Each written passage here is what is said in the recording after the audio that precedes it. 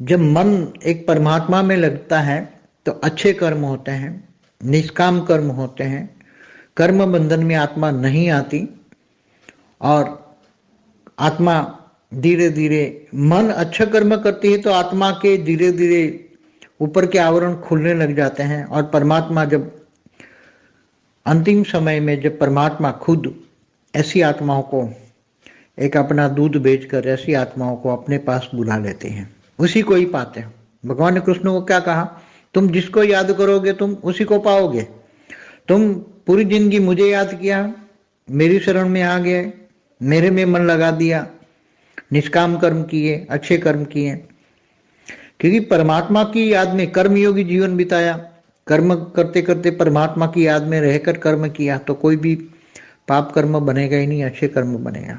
तो गीता का ज्ञान का सार यही है, गीता ने यही कहा है, तो आत्मस्वरूप बन मुझ परमात्मा को याद कर। तो मतलब आत्मस्वरूप तो अनुभूति हो या ना हो, मगर परमात्मा की याद में, जैसे कृष्ण की याद में पूरी जिंदगी बिताई है जिसने, तो जरूर उसका मन परमात्मा को दे ही दिया है ऐसा ही समझा जाएगा। और अच्छे कर्म ही होते हैं, बुरे कर्म तो परमात्मा की याद में होते ही नहीं है। और अंत में उसी परमात्मा को जाकर पाते हैं। तो शरीर छोड़ते वक्त वो परमात्मा अपना कोई न कोई दूत भेज देता है और उसी के पास चले जाते, उसी को पाते हैं सूक्ष्म वतन में, जहाँ वो रहते हैं वहाँ तुम्हें ले जाएंगे।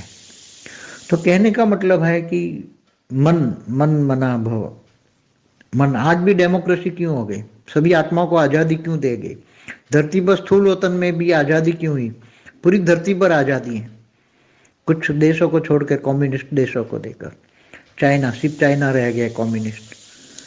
तो कहने का मतलब है कि धरती पर जो परिवर्तन होता है वो सूक्ष्म वतन वाले कराते हैं। सूक्ष्म वतन वाले चाहते हैं कि हम सबको आज़ादी दिलाएंगे, ताकि अभी जो समय आने वाला है उसमें महाविश्व परिवर्तन के समय में हर कोई आत्मा अपने मन को या तो परमात्मा में लगाए आज़ादी से, और या तो माया में लगाए। दो प्रकार की आत्मा है, एक मायावी है या तो एक आत्मा में परमात्मा को याद करने वाले, आत्मस्वरूप बन परमात्मा को याद करने वाले।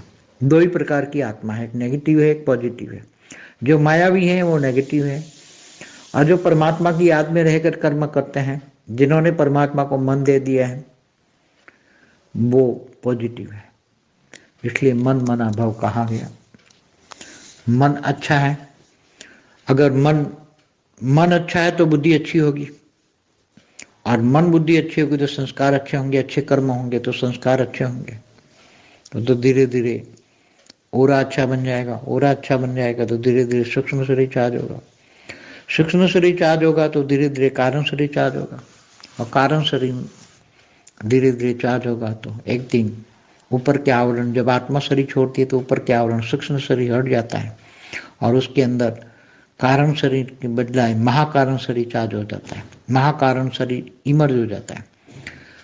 स्थूल शरीर तो गया, सूक्ष्म भी गया, कारण भी गया, महाकारण शरीर में जो अच्छे रिकॉर्ड पड़े हैं या परम महाकारण शरीर इमर्ज हो जाता है और आत्मा परम महाकारण शरीर के साथ अपने परमात्मा तक पहुंच जाती है।